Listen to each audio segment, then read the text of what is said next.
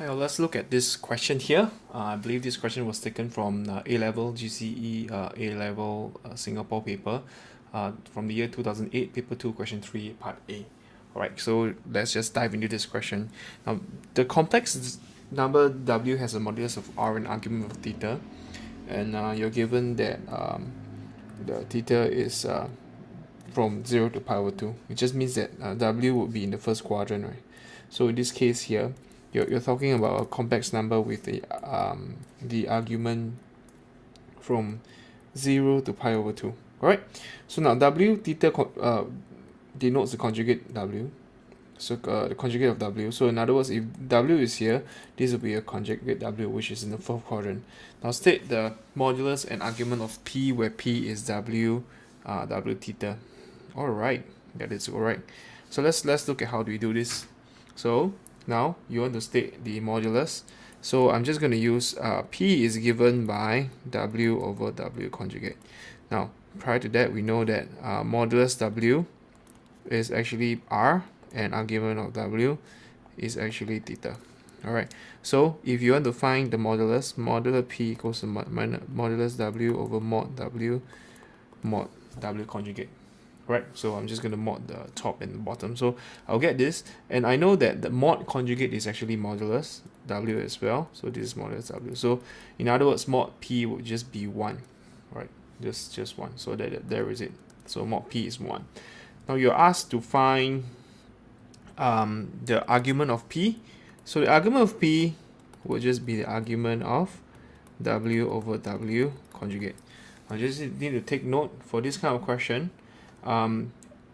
This would just means that this is like a logarithm. So what we do is argument W minus argument W conjugate, and W conjugate is actually negative argument W. So this would be argument W negative minus argument W.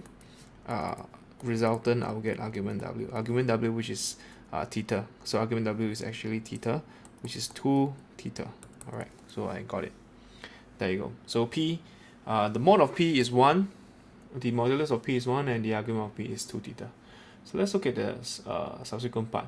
Now, given that P to the power of 5 is real and positive, find the possible value of theta. Okay, great. So let's see how do we do this properly. You have got P to the power of 5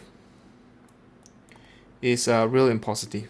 So if this is real and positive, just remember that the argument of it just means that the argument of P to the power of 5 has to fall on this this axis here, because it has to be real. This is real and positive, right? So if you think about it, the first angle would be the first argument would just be 0, right?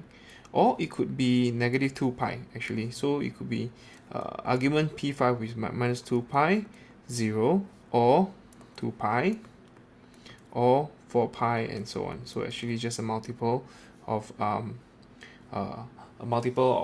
even number of pi's, right? So in other words, you could just write this as 2k pi, which is actually k belongs to the integer value. So this is argument P. 5, I could move it down. So in other words, this would be 5 argument P. 5 argument P would just be argument P, which is 2 theta. Previously I got it, so it is 5 2 theta equals to 2k pi. There you go. So here, what we get is actually just simplify my theta will be 2 OK pi over 2 theta, which will cancel out 5 theta. So in other words, this would be k, 2 over 5. I'll just divide by 2 fifth, so this will be 1/5 pi. Right?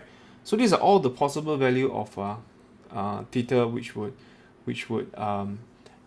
give rise to argument P5 to be real and positive. So in other words, yeah, this would be it's okay integer value. So in other words, this would be if you sub 1, 0, and so on, it could be 0, 1/5 pi, 2/5 pi, 3/5 pi, and so on. All right. So that is a possible value of theta, which will give rise to P to the power of 5, 0. So just take note of that. That's how you solve this question here. All right.